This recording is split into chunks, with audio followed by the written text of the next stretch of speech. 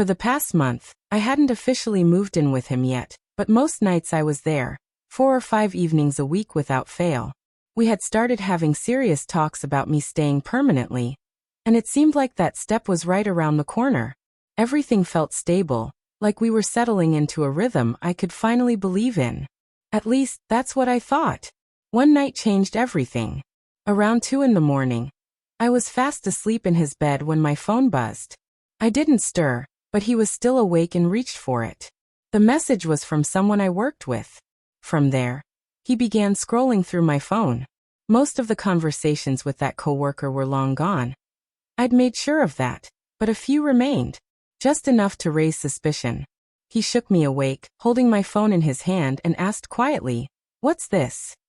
Half asleep and disoriented, I brushed it off. I told him it was nothing, just harmless work chatter. He pressed me for answers, but I stuck to my denial. I thought we could discuss it later in the daylight. But he didn't wait. Instead, he told me to pack my things and get out. I pleaded to stay until morning, explained that I had work in just a few hours, begged for some rest, but he refused. At 3 a.m., still in the clothes I had worn all night, I found myself stuffing belongings into a bag in a rush. He wouldn't even allow me to change. It was humiliating. I ended up calling in sick to work because I couldn't face the day. Back at my place, I sat in shock, replaying how fast everything had collapsed. I told myself he was overreacting, that those messages were meaningless. I thought if I gave him some space, I might reach out later and we could talk like adults. But that wasn't the full truth. 2 months earlier, I had started getting closer to a coworker. We weren't on the same team, but we crossed paths often. One evening after a group outing, we ended up at his place. Another night, after staying late at work, we hooked up in my car. Both encounters happened within the same week. After that, it ended. I deleted the messages, saved no photos, and tried to be cautious.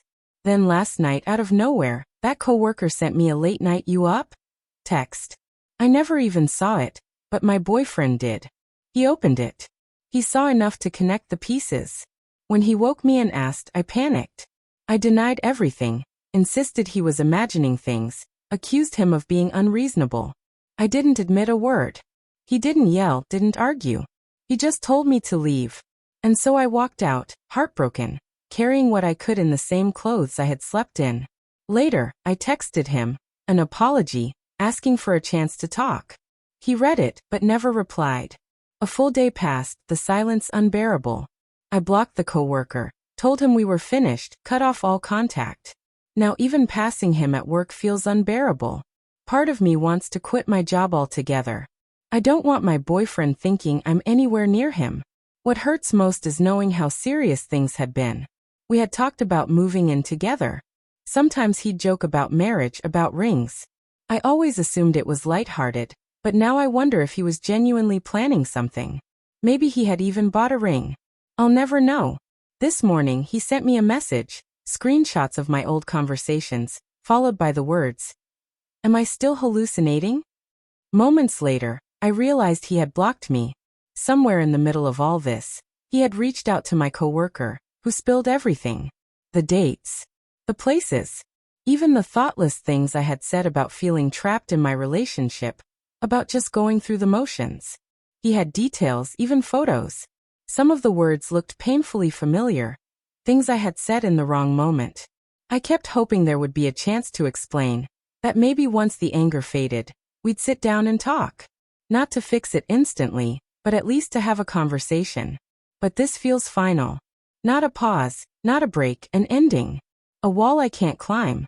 Now all I can think about is what I've lost. The late night talks, the plans we shared, the sense of a future. It feels like grieving something that was half real, half imagined. Being thrown out in the middle of the night without a chance to gather myself.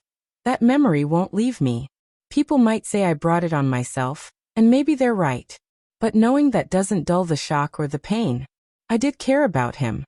I was invested. And now there's only emptiness where he used to be. So I'll keep moving forward. Because what else can I do? Even if there's no closure. Even if he never hears my side. Even if the damage can't be undone. Life goes on. But the way it ended, and the way I walked out of his door that night is something I will carry forever.